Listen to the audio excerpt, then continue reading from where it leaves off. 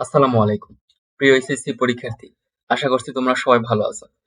আমি তোমাদের মাঝে একটা সিরিজের আয়োজন করেছি, যে সিরিজে কি থাকছে, যে সিরিজে তোমাদের পাঠ্য বইয়ের প্রতিটি গল্প, কবিতা, উপন্যাস এবং নাটক থেকে কোন অংশগুলো গুরুত্বপূর্ণ এবং কোন অংশ থেকে কিভাবে প্রশ্ন আসে সে বিষয়গুলো নিয়ে আলোচনা করছি। তো এই ভিডিওগুলো যদি তোমরা দেখো তাহলে একটা গল্প, কবিতা বা উপন্যাসের কোন অংশ কিভাবে পড়তে হবে এবং কিভাবে প্রশ্ন আসে এই বিষয়গুলো জানতে পারবে। এবং আমি পরবর্তীতে একটা সিরিজের আয়োজন করব, যে সিরিজে একটা কনসেপ্ট বুঝলেই কিভাবে সমস্ত সৃজনশীল প্রশ্নের অ্যান্সার করা যায় এটা তোমরা জানতে পারবে। এজন্য তোমরা যারা ফেসবুকে এই ভিডিওগুলো দেখছো তারা অবশ্যই ফেসবুক পেজটি ফলো করে দিয়ে রাখবে, এবং যারা ইউটিউব চ্যানেলে ভিডিওগুলো দেখছো তারা ইউটিউব চ্যানেলটিকে সাবস্ক্রাইব করে রাখবে। তো চলো শুরু করি। আজকে আমি কিংবদন্তির কথা বলছি আবু জাফর ওবায়দুল্লাহ লেখা একটি কবিতা নিয়ে আলোচনা করব। তো এই কবিতায় শুরুতে আমরা কবি পরিস্থিতি থেকে কোন প্রশ্নগুলো গুরুত্বপূর্ণ বা কিভাবে প্রশ্ন আসে সেটা জানবো। তো কবি পরিস্থিতি থেকে এখানে একটাই গুরুত্বপূর্ণ প্রশ্ন, সেটা হচ্ছে ক নাম্বারের জন্য, যে আবু জাফর ওবায়দুল্লাহ ২১ পদক পান কোন জাতীয় সাহিত্য রচনার জন্য, বা ২১ পদক লাভ করেন কোন সাহিত্য কর্মের জন্য। উত্তর হবে ভাষা আন্দোলন ভিত্তিক সাহিত্য বা ভাষা আন্দোলন নির্ভর সাহিত্য রচনার জন্য আবু জাফর ওবায়দুল্লাহ ২১ পদক লাভ করেন। তারপরে আমরা সরাসরি কবিতায় চলে যাব। এই কবিতা থেকে ক নাম্বারের জন্য কোন অংশগুলো গুরুত্বপূর্ণ এবং খ নাম্বারের জন্য অর্থাৎ জ্ঞানমূলক এবং অনুধাবনমূলক প্রশ্নের জন্য কোনটি গুরুত্বপূর্ণ সেগুলা একসাথে আমি তোমাদেরকে বলে দিব। তো এই দ্বিতীয় যে লাইনটি, যে আমি আমার পূর্বপুরুষের কথা বলছি, তার করতলে পলিমাটির সৌরভ ছিল।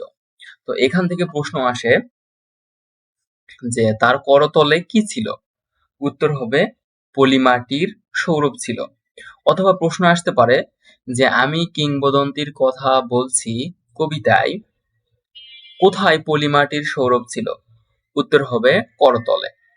দ্বিতীয় যে লাইন, এই লাইনটিতে বলা হয়েছে তার পিঠে রক্ত জবার মতো ক্ষত ছিল। তো এখান থেকে খ নাম্বারের জন্য অর্থাৎ অনুধাবনমূলক প্রশ্ন এখান থেকে এসে থাকে। তো এই লাইনটি তুলে দিয়ে বলবে লাইনটি ব্যাখ্যা করো। তো এই জন্য তোমরা এটা গুরুত্ব দিয়ে পড়বে। তারপরে যে লাইনটি আরো গুরুত্বপূর্ণ সেটা হচ্ছে তিনি কবি এবং কবিতার কথা বলতেন। তাহলে এখানে কার কথা বলা হয়েছে ব্যাখ্যা করো, এবং কবি এবং কবিতার দ্বারা কি বোঝানো হচ্ছে এই বিষয়টা তোমাদের অ্যান্সারে বিশ্লেষণ করতে হবে বা ব্যাখ্যা করতে হবে। এর পরের লাইন, এখান থেকে ক এবং খ নাম্বার দুটাতেই প্রশ্ন আসে। কিভাবে প্রশ্ন আসে, যে জিহ্বায় উচ্চারিত প্রতিটি সত্য শব্দ কি। উত্তর হবে কবিতা। তাহলে জিহ্বায় উচ্চারিত প্রতিটি সত্য শব্দ কি, এটা থেকে ক নাম্বারের জন্য প্রশ্ন আসে। আর খ নাম্বারের জন্য আসে যে জিহ্বায় উচ্চারিত প্রতিটি সত্য শব্দ কবিতা, ব্যাখ্যা করো। ঠিক আছে, তাহলে এটা ক এবং খ উভয় এই লাইন থেকে প্রশ্ন আসে, এবং তোমরা এটা অবশ্যই গুরুত্ব দিয়ে পড়বে।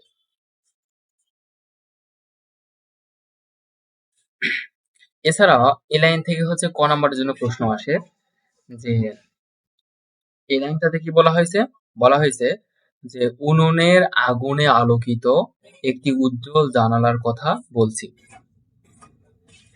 তাহলে প্রশ্ন আসে যে উনুনের আগুনে আলোকিত কিসের কথা বলা হয়েছে। উনুনের আগুনে আলোকিত কিসের কথা বলা হয়েছে।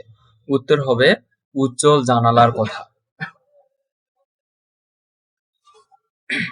এর পরের প্রশ্ন, আমি বিচলিত স্নেহের কথা বলছি। এটা এখান থেকে প্রশ্ন আসে কবি বিচলিত স্নেহ বলতে কি বুঝিয়েছেন, ব্যাখ্যা করো। তাহলে অবশ্যই এই লাইনটি কিন্তু খ নম্বরের জন্য খুবই গুরুত্বপূর্ণ, তোমরা এটা খুবই ভালো করে পড়বে। এছাড়া এই লাইন ভালোবাসা দিলে মা মরে যায়, এটা ক নাম্বার এবং খ নাম্বার উভয় প্রশ্নের জন্য গুরুত্বপূর্ণ। ক নাম্বারের প্রশ্ন আসে এভাবে যে ভালোবাসা দিলে কে মরে যায়। উত্তর মা মরে যায়। আর খ নাম্বারের জন্য প্রশ্ন আসে যে ভালোবাসা দিলে মা মরে যায়, এই লাইনটি ব্যাখ্যা করো। ঠিক আছে, তাহলে তোমরা অবশ্যই এটা গুরুত্ব দিয়ে পড়বে। এরপরে খ নম্বরের জন্য আর দুটি প্রশ্ন গুরুত্বপূর্ণ, তা হচ্ছে সে ভালোবেসে যুদ্ধে যেতে পারে না। তাহলে এখানে কার কথা বলা হয়েছে বা কে ভালোবেসে যুদ্ধে যেতে পারে না? এই লাইনটি তোমরা ব্যাখ্যামূলক প্রশ্নের জন্য বা অনুধাবনমূলক প্রশ্নের জন্য তোমরা পড়ে নিবে। এবং সে সূর্যকে হৃৎপিণ্ডে ধরে রাখতে পারে না। তাহলে সূর্যকে হৃৎপিণ্ডে ধরে রাখা বলতে কি কবি কি বুঝিয়েছেন? এইভাবে প্রশ্ন আসতে পারে, অথবা সরাসরি এই লাইনটি উঠাইতে বলবে যে এই লাইনটি ব্যাখ্যা করো, মানে সে সূর্যকে হৃৎপিণ্ডে ধরে রাখতে পারে না, ব্যাখ্যা করো। এছাড়াও এই লাইনটি হচ্ছে খুবই গুরুত্বপূর্ণ, যেখান থেকে কিভাবে প্রশ্ন আসে যে শস্যের সম্ভার কাকে সমৃদ্ধ করবে? উত্তর হবে যে কর্ষণ করে। তাহলে যে কর্ষণ করে শস্যের সম্ভার তাকে সমৃদ্ধ করবে। তারপরে প্রশ্ন আসে যে জননীর আশীর্বাদ তাকে দীর্ঘায়ু করবে। এখান থেকে প্রশ্ন আসে যে জননীর আশীর্বাদ কাকে দীর্ঘায়ু করবে? উত্তর হবে যে গাভীর পরিচর্যা করে। এরপর এই লাইন থেকে ক নাম্বার এবং খ নাম্বার উভয় নাম্বারে প্রশ্ন আসে, তোমরা এটা গুরুত্ব দিয়ে পড়বে।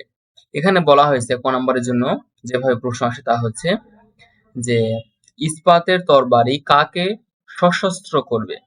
উত্তর হবে যে লৌহ খণ্ডকে প্রজ্বলিত করে। আর খ নাম্বারের প্রশ্ন আসে যে ইস্পাতের তরবারি তাকে সশস্ত্র করবে, ব্যাখ্যা করো।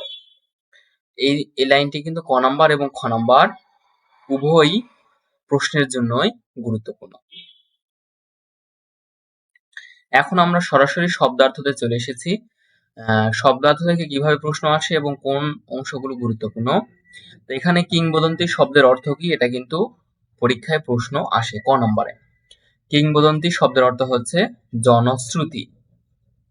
আর পিঠে রক্ত জবার মতো ক্ষত ছিল, এই লাইনটি খ নাম্বারের জন্য গুরুত্বপূর্ণ।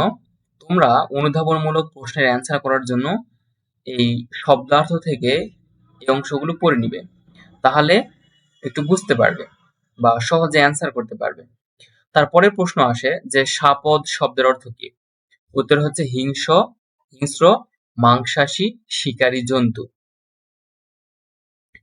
উনুনের আগুনে আলোকিত একটি উজ্জ্বল জানালা। তাহলে এখানে হচ্ছে কবিতা থেকে কিন্তু আমি এই লাইনটি দেখিয়ে দিয়েছি যে এই লাইন থেকে খ নম্বরের প্রশ্ন আসে।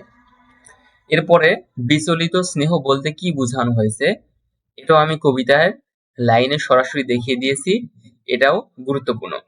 এছাড়াও বলা হয়েছে যে ভালোবাসা দিলে মা মরে যায়। তাহলে এখানে এই লাইনটি উঠাইতে বলবে, ব্যাখ্যা করো। সুতরাং তোমরা এখানে হচ্ছে যে শব্দার্থ রয়েছে সেই শব্দার্থগুলো খ নাম্বারের জন্য কিন্তু সবগুলোই গুরুত্বপূর্ণ।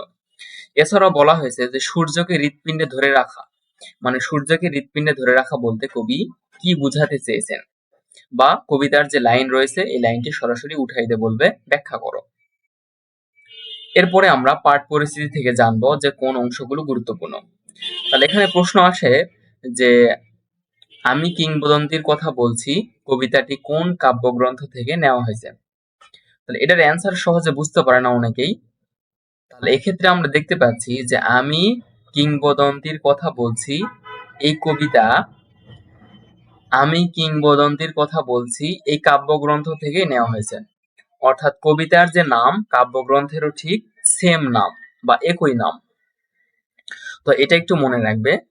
এছাড়াও আরো প্রশ্ন আসে যে আমি কিংবদন্তির কথা বলছি কবিতায় কিংবদন্তি শব্দটি কিসের প্রতীক?